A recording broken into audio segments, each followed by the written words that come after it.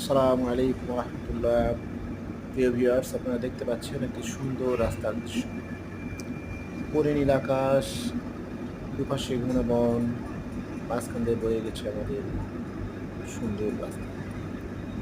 এই সমস্ত রাস্তা পৃথিবীর বিভিন্ন বিদেশি ফুটেজে আমরা দেখে থাকি, কিন্তু এই রাস্তাটি কোনো বিদেশি রাস্তা নয়। এটা আমাদের বাংলাদেশের রাস্তা। অপরূপ সৌন্দর্য লীলাভূমি আমাদের বাংলাদেশ। এটি আমাদের বাংলাদেশের গাজীপুর জেলা, ঢাকা ময়মনসিংহ হাইওয়ে।